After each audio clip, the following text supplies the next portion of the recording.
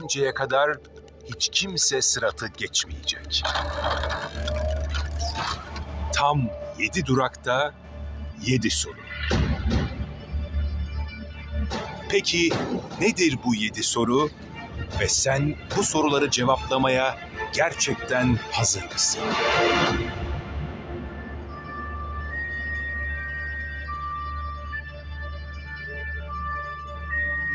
Hazreti Muhammed Aleyhisselam bir hadis-i şerifinde Sırat Köprüsü'nü anlatmış, amellere göre kimisi için çok kolay, kimisi içinse çok zor olacağını söylemiş. Cehennemin kıldan daha ince, kılıçtan daha keskin bir köprüsü vardır. Üzerinde Allah'ın dilediği kişileri yakalayan çengeller ve dikenler vardır. Üzerinden insanlar göz kırpması, şimşek, rüzgar, asil atlar ve binekler gibi geçerler. Melekler, "Ya Rab, selamet ver, Ya Rab, selamet ver" derler. Sağ salim kurtulan, tırmalanıp kurtulan ve yüzüstü ateşe düşürülen vardır. Evet, hadisten de anlaşıldığı üzere insanlar Sırat Köprüsü'nden Allah katındaki derecelerine göre geçecekler. Kimisi yıldırım hızında geçerken, kimisi ise sürünerek bu yolculuğu bitirecek.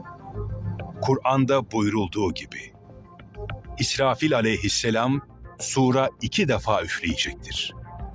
İlkinde Allah'ın diledikleri hariç, göklerde ve yerde olan her şey dehşetinden sarsılacak ve kıyamet kopacak.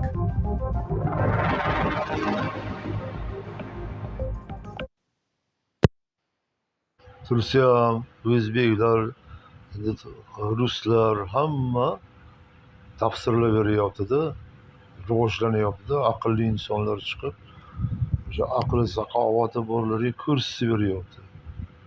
Qarang, shayton Rasulullohning duolarini eshitib, Rasululloh sollallohu alayhi vasallam duo qilar ekanlar: "Ya Rabbim, sirotdan bular o'tsin, ummatlarim mendan keyingilar hammasi o'tib ketsin. Shu ishon iymonli qilgin" deb Allohga duolar qilib turganlarida shayton endi menga yo'l ochildi, Muhammadga qarshi yurish qilaman degan ekan. Ularni moli dunyoga, puliga, oltinga, shu dunyoga qiziqtirib, uylariga qiziqtiraman. Va bularni puliga bo'lib, badanini qizdirib, o'sha fohishalarni ko'p ko'rsatib, fohish ishlarni qiziqtiraman. Shu fohishaliklarni ko'rgan har bir ummati shu fohish ishlarni qilishni juda xohlayman. Ular bir-biriga qo'yib fohish ishlar bilan butun dunyoda eng o'sha kofir bo'lgan davlatlarni fohishga da'vat qilaman. Ular fohish ishlarni qiladi degan ekan. Va ular boylikka to'dalab, shu puli moli dunyo uchun chiroyli Muhammad ummatlari o'zini duo qildi. Bular jahannamga tushishni juda xohlayman degan ekan. Buni Alloh bilib, "Ey Muhammad" debdi, ummatlaringga ayt. Agar 100 ming yil kalima aytsa, senga salovat aytsa, sirotdan o'tib ketadi degan. Yomonlik qilmasa, iymon e'tiqod haqida gapirsa, ularni yo'li bir lahza o'tib ketadi degan ekan. Chunki Rasululloh Muhammad sallallohu alayhi vasallam 100 ming yil aytinglar kalimani degan ekanlar. Sajdangizni ham qilaveringlar, faqat oyog'ingiz toyib ketgan paytda o'sha kalima sizni saqlab qoladi deganlar. Salovat sizni saqlab qoladi deganlar. Chunki salovat aytdingizmi, 10 rahmat. Hech qachon Alloh 10 rahmatini azoblamaydi. Yomonlik qilmang, saxovatli bo'ling, yomonlardan uzoqlashing. Yomonlarga siz dars bering. Yomonlarga siz ko'rsating. Shunday zamon keladiki, insonlar qulog'i bilan eshitadi, ko'zi bilan ham ko'radigan davrni Alloh chiqarib qo'yadi. Sirotni ham ko'rsatib qo'yadi. Ana shu paytda adashmang deganlar. Ana shu ko'zingiz bilan ko'rganingizni yig'lang. Yomon ishdan voz keching, boylikdan voz keching. faqat kalimani ko'p ayting, tushingizga ayting, o'ngingizga ayting, qaytib turilganingizda tushingizga aytgan bo'lsangiz, kalimalarni, salovatlarni tushingizga aytib bilgan bo'lsangiz, joningiz tanangizga quvvat beradi. Chunki ilohiy quvvatga siz aytirib bildingiz joningizga. Mana shuni aytmagan bo'lsangiz, yig'lang. Ko'proq ayting tushingizga. Kalimalarni ayting, alhamdulillahni ayting. Aytib bilgan bo'lsangiz, ishingiz yaxshi deganlar. Alhamdulillahni o'qigan bo'lsang tushingga. Kalimani aytgan bo'lsang, ixlosni o'qigan bo'lsang, salovat o'qigan bo'lsang, ishing 5 ekan. Mana shu uchun ummatlar harakat qiling deganlar. Sirot sizni sirotdan bir lahzada tikitasiz. Agar bularni aytmay, mol dunyo, boylikka qiziqib, tushingizga aytmagan bo'lsangiz, o'zingizni jahannamga taxlabsiz. Salovatlar ayting. Keyin xohlaganingizda yashayvering deganlar. Yomonlik qilmang. Vijdon bilan yashang deganlar. Xuddi mana shu holatda Hazrat Tursiya ham, ruslar ham, o'zbeklar ham aytib beryapti. Shu zamon keldi.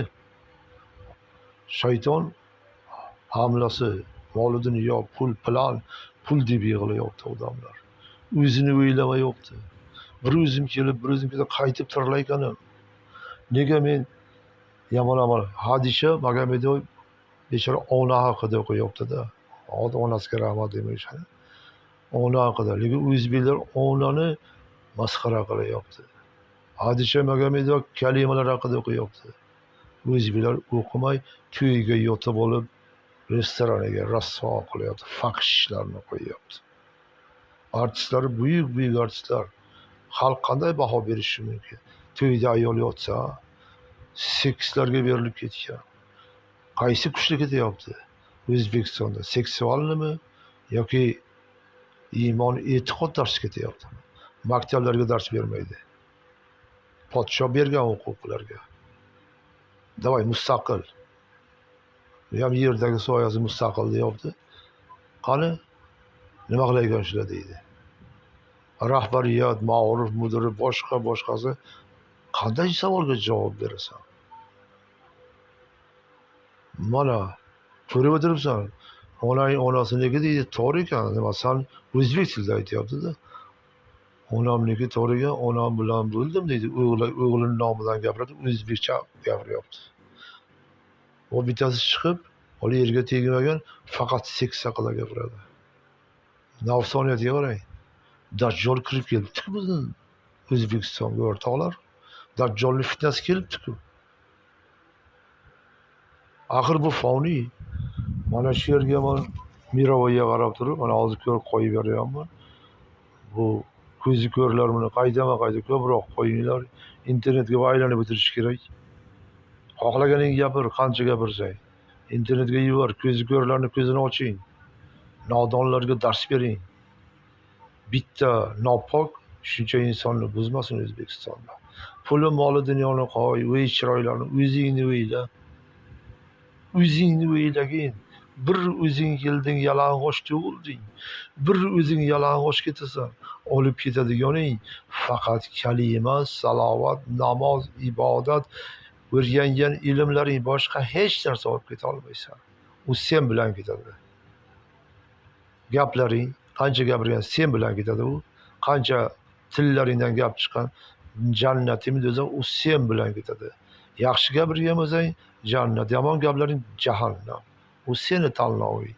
Hech kim seni hozirgi zamonda hatto sud hokimi ham, prokuror ham senga hech narsa, ular otiga yuribdi-da. Ularga qarorga qo'yilgan nima qarorga shundaylar gapirish mumkinmi? O'z onasini olib chiqib deputatmi, o'sha jurnalistmi faqat shu haqida gapiradi. Otasini bilan onaniki qiz bolami yerga tekkanmi? Toshkentdan u. Men bilaman u kim gapirib o'tirganini, hammasini bilaman. Katta lavozimda o'tiribdi. Unga hech kim chora ko'rmayapti. Kim unga bunday huquqni berdi qiz bachchaga? Qizmi o'sha ayolga qaysi tili bilan bu gaplarni gapiryapti?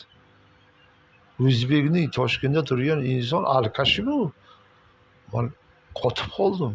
Axir bizni qizchalar o'syapti, bolalar, nabiralaring o'syapti. Nega bunga sud hokimlari boshqasi chora ko'rmay bunga tinglab o'tiribdi? Axir o'zingni yurtingda, u begona joyda emas. Men taniyman, sen ham taniysan uni. Hammang taniysan shu gapni o'tirganni. Nimaga bu gaplarni qo'yapti? U chiqib qonxo'r kelin deb birinchi chiqardi. Endi bunga o'tganda kim unga huquq bergan bunday huquqni? Nega O'zbekiston sharmanda qilyapti u? Onasi bilan bolasi, otasi bilan emas deb men qotib qoldim. Buni tekshirib bunday bir jazolamaysanlarmi? Nega internetga buni tashlayapti? O'zbekiston shunchalik rasvo davlatmi? Axir o'zbekcha gapiryapti-ku. Kimligini ham bilaman uni. Sanlar ham bilasan uni kimligini. Hech kim ijroz demayapti. Mana sizlarga haqiqat. İkincisinde de insanlar dirilecek ve mahşer yerinde toplanmak üzere Rablerine koşacaklardır.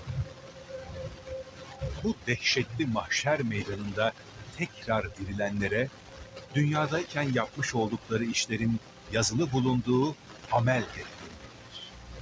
Kur'an ayetlerinde buyurulur ki, defterin sağdan verilmesi cenneti müjdelerken soldan veya arkadan. Şimdi köprüde yolumuza devam ediyoruz.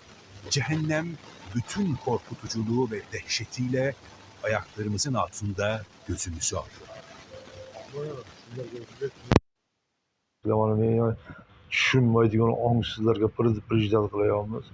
Buni chorasini ko'ring, bundaylarni hozir ham Miravoyda dunyoga chiqyapsan.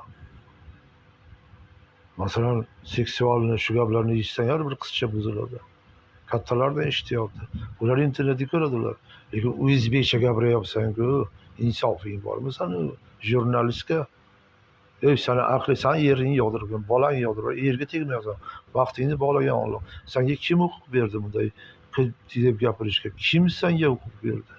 Og'zim bor deb shunday gaplarni men ham ko'raman, sekslarni, boshqasini men ham chiqib ularni qoralayman. Sen uni qoralamassan, o'shanga da'vat qilyapsan. Ularni shunga qiziqtiryapsan. Onging bormi? U shu narsaga beriladi. Uning tanasi qizib ketadi. Opasi bilan bo'ladi, singlisi bilan bo'ladi, maktabga bo'ladi, o'qiladi. Har bir bolang yuksalib, qizib turgan zamonda sen nima qilyapsan? Bularga men so'rardim, podshoh shularni ushlab olib, mana shu noto'g'ri gapirib o'tirgan jurnalistlarni, noto'g'ri savodga berib o'tirgan jazolash kerak. Vatanni rasvo qilyapti. Sharmanda qilyapti. Haddan oshib ketdi. Allohumma salli ala sayyidina Muhammad adadlama fil millah salam salavatan davati bi davamil kullah. Shoshilinglar, vaqt bor.